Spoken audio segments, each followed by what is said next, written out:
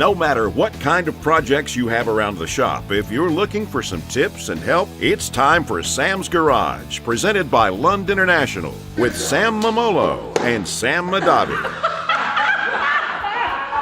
When you're putting your bulkhead connector together, it's secured by this bolt. Read the instructions. You want to tighten it tight, but you don't want to over tighten it. Also, included in the kit, you got some dielectric compound. Use it. You got all brand new terminals here. If you put dielectric compound on the terminals, when you push this together, not going to corrode. It's going to protect what you're putting together. So this goes down in here. And by the way, the instructions tell you there's a couple of holes from the factory. You need to open them up a little bit with a drill bit. There's really nothing to it. And then this will go down in here. Now, I've also, following the directions, laid the wires out.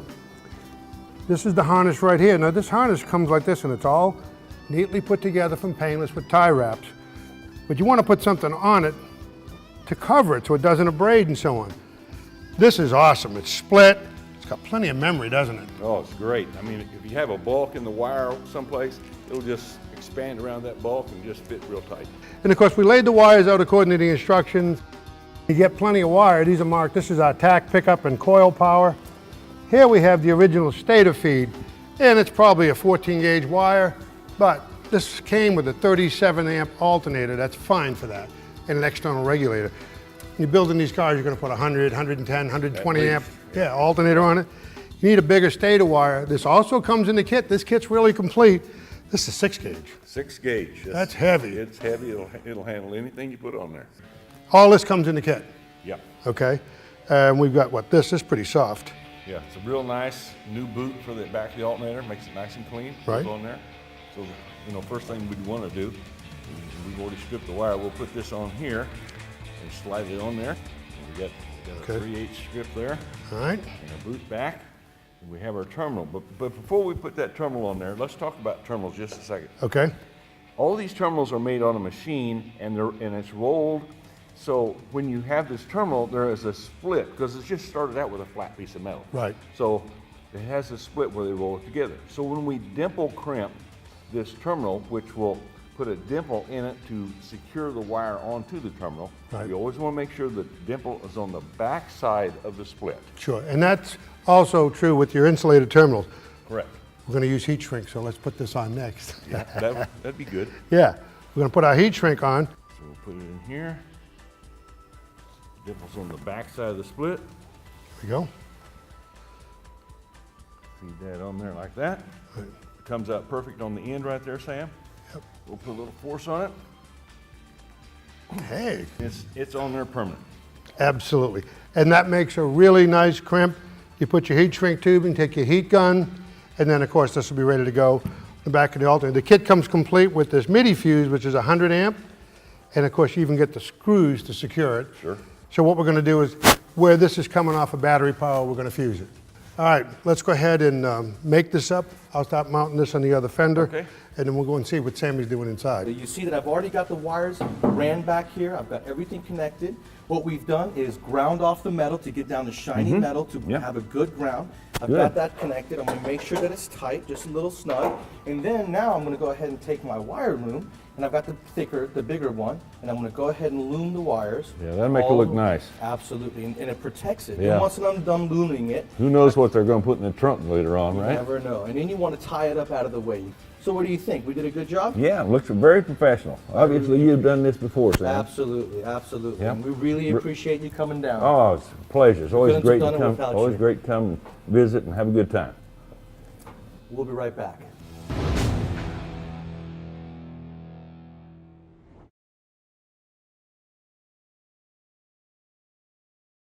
Sam's Garage, presented by Lund International, is being brought to you by Low-Car Performance Products. Quality, clean and simple. Stage 8, the world's best locking fastener.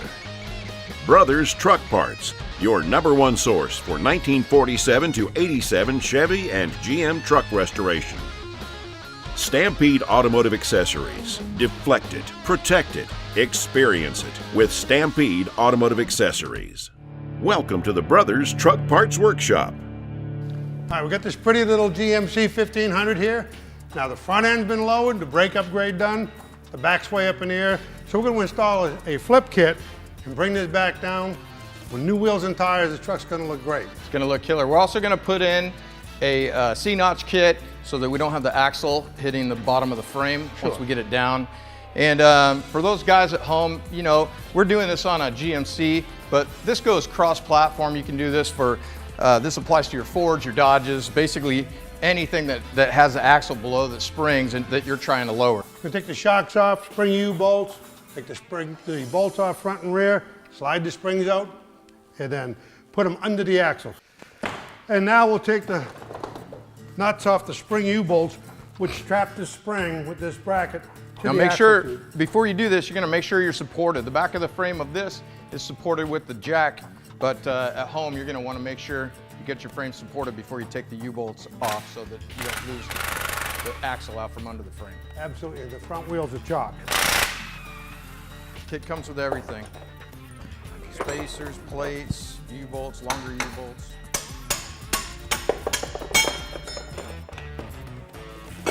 Okay, front spring bolt, rear spring bolt coming off.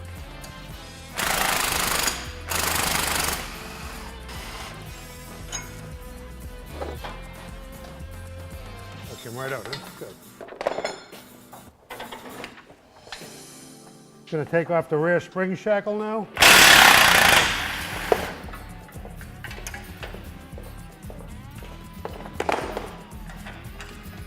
And we're going to replace these shackles. See, these bushings will all be, as you can see, they're rotted. We're going to put our new spring shackle on, put a little bit of grease in here, and a little bit on here. That'll keep it from making any noise. Make things move nice and smooth. Put this through, don't tighten it up until we get everything assembled. That way we don't put the bushings in a bind. We've chosen to go ahead and put the bolts in the rear shackle first. This is going to hold it in position, and this way we can use the rear shackle to slide it back and forth as we try to put the front bolts in. I'm going to need a second pair of hands maybe back there. Just hold it back a little further. There we go. All right. Perfect, huh? Oh, there we go. Back a little bit. Oop. Done. All right, so while Sam's out looking for some parts, let me just explain why we're doing this. So initially, the axle is below the leaf springs. And when it's below the leaf springs, you can't lift it very high. So what we've done is put the axle on top of the leaf springs. That automatically lowered the chassis on where the axle center is, and we've gotten about a 5-inch drop out of that just automatically by putting the axle on top. Now, we've added a couple more inches by adding longer shackles in the back. And so effectively, we lowered the truck without really doing anything other than putting the axle on top. And for you garage guys, this may seem like an overwhelming project, but it's actually pretty easy. On a scale of 1 to 10, this is maybe a 4. And I know I've got Sam here helping me out, but realistically, by yourself, you could probably do this project in about 2.5 to 4 hours, depending on how much work it is in disassembly, whether you get in any sticking points with rusty bolts and that. Anyway, that's why we did it. We're going to continue on with the project, as well as put our C-notch in. All right, we've got everything just about tightened up now. And of course, you get a nice new set of shocks in the kit. And a set of shock extender brackets, what they do is change the angle of the shock. That's a good deal. Yeah, that's important because otherwise the angle of the shock is too steep and you lose the effectiveness of the dampening in the shock. So this is a well-engineered kit, it's complete, and it sets up the shock angle right so your ride quality stays the same. Absolutely. All right, now that we got our lowering done, we need to make clearance for the axle because the axle's up against the bumpers. So what we did, went ahead and removed the bumpers, and we're gonna install the C-notch kit. And you can see that this notch here will go into the frame. So this is gonna fit sort of like this, but from the outside.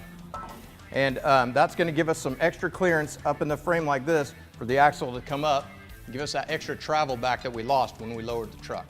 Okay, now I marked my cut that I need to make, but very important, before we make the cut, I'm ready to go, but I wanna make sure that I've got my brake lines out of the way, as well as my wiring harness, so don't cut any of that stuff while we're taking this notch out of the frame. All right, the truck's lowered in the front and it's done properly. And of course, got brake repair. We've lowered the rear. The truck's gonna handle good. Make sure you bleed your brakes, get the front end aligned. We got a few more things to do to this truck, don't you? Yeah, now that the outside looks killer, we got to do the inside, but that's for another day. All right.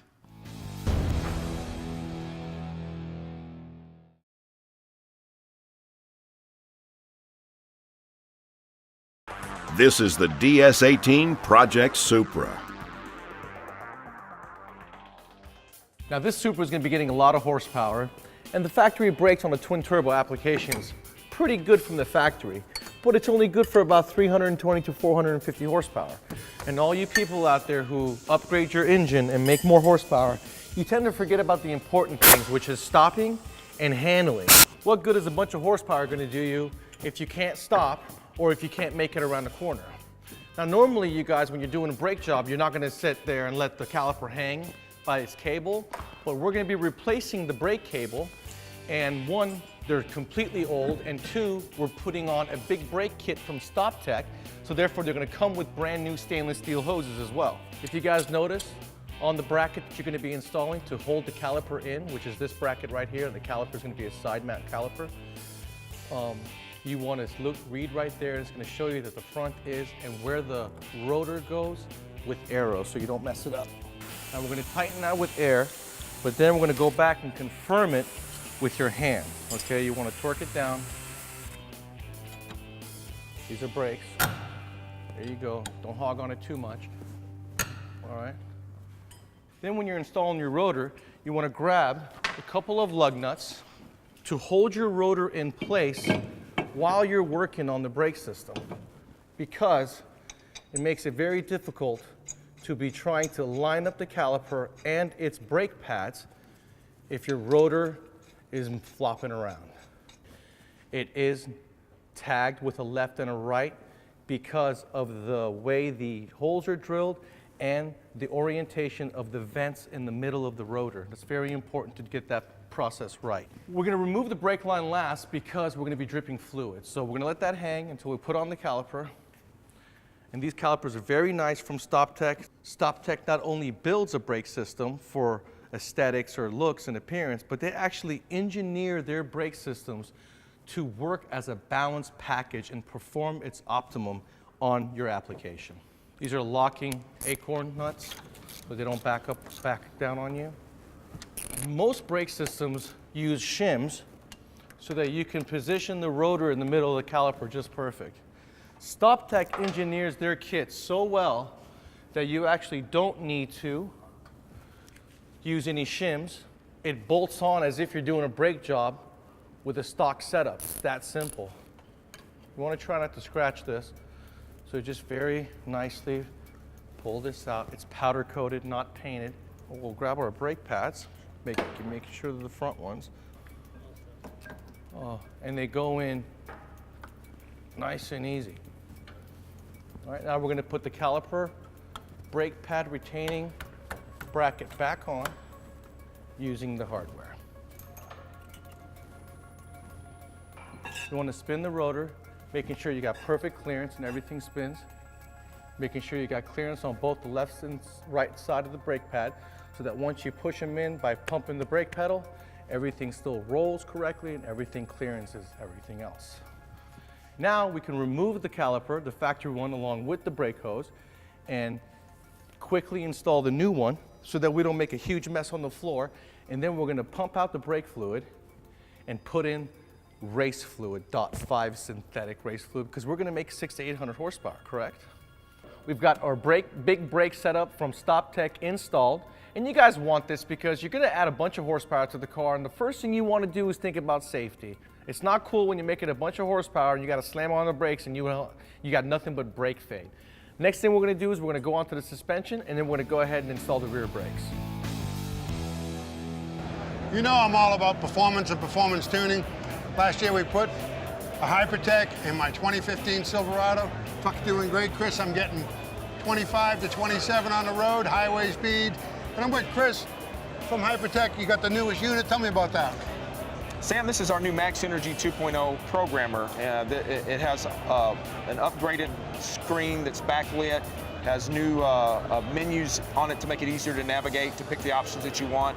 You can also save up to 3 custom tuning parameters. So like on your truck, if you wanted to have different tuning options for when you're towing versus when you're, at the track running something, you don't have to go back in and remember the settings. You can just save the tune and name it. You'll plug it back in your truck and just hit that button and it remembers everything for you. Real user-friendly, huh? Absolutely, yes, sir. Right. And this is so simple. You don't even have to open the hood, get your hands dirty. You can tune. Now, tell me about this Colorado here. Oh, this is cool. This is our 2016 Chevy Colorado Z71 truck that we did a build on for a consumer giveaway. It's called Project Blue Chip. We're going to give this truck away to a lucky Hypertech customer in July next year. So all you have to do, if you purchase a Hypertech product, is go on bluechip.com, get the serial number off your product, and enter it in, and you're registered to win this awesome vehicle. Put a 5.5-inch BDS lift on it, 33-inch Pro Comp tires and wheels. We've got some other cool companies that partner with us on this build to make it a really nice looking truck here. Awesome. Can I enter? You're not eligible, Sam. Darn. This is a beautiful truck. And of course, some lucky winner in July is going to have this in their driveway. So check them out. If you're ready to do some tuning, you want something that's easy to use, it's quick, you can do custom tunes. Remember the Hypertech Max Energy 2.0, it's ready now. Jump on it and it'll make your life a lot better.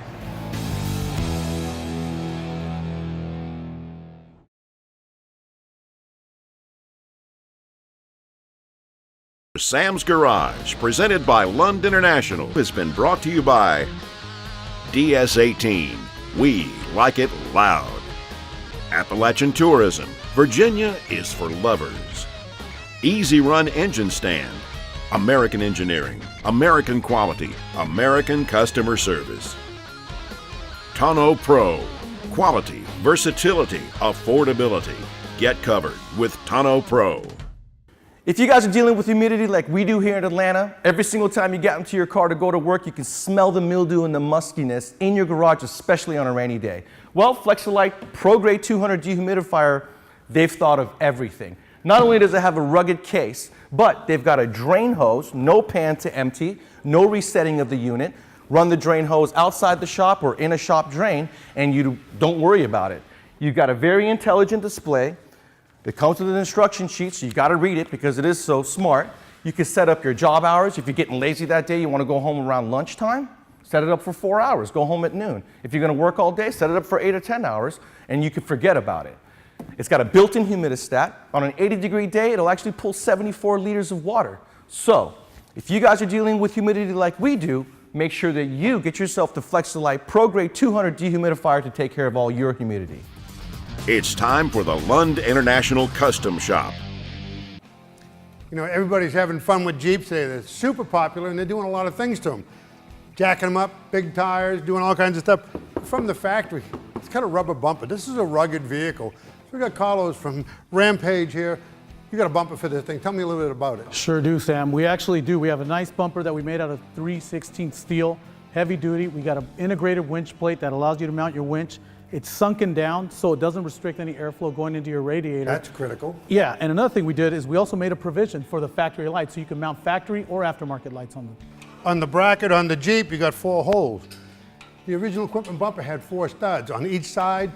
That's a lot of work trying to line it up, so they made the installation real easy, and they supplied stainless steel hardware that'll go right in there. So just having to have 2 studs on each side makes it line up real easy. Go ahead and get one side, one nut on each side on, so these guys don't kill themselves trying to hold this bumper in place.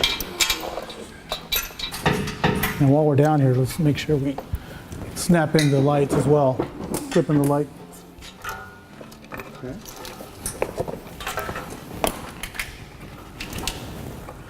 So the winch sits right down in here. The fair lead bolts right to the bumper. I had mentioned before, Sam, it's got the integrated winch plate in there and it's sunken down. So you still get all this airflow going into your radiator, especially when you're up rock crawling. Yeah, this will really finish off the front of your Jeep.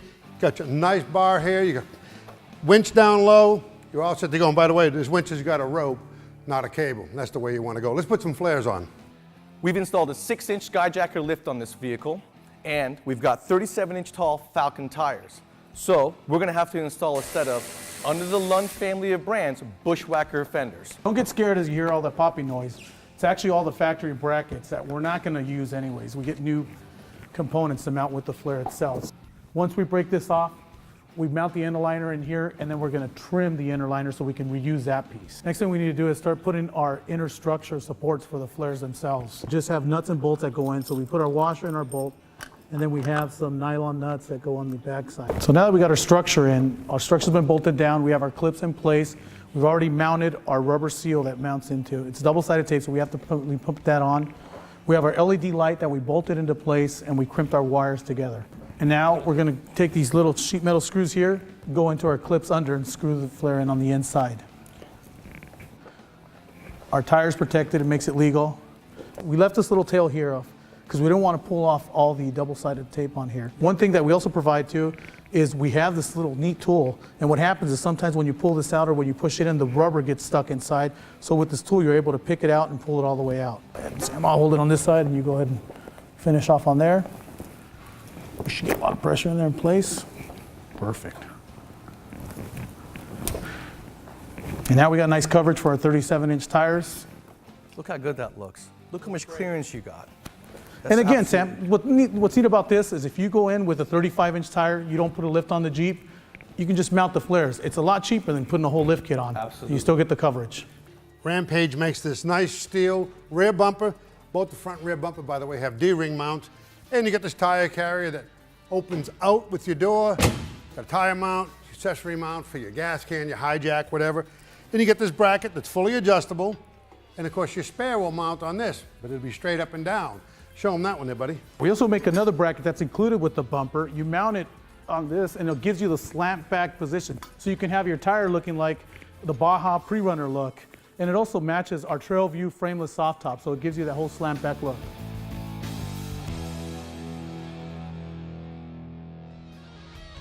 Hey Sam, come check out what a great job James did on finishing up this painless wiring harness. Wow, looks good. Loomed it all up nice. It's nice and neat.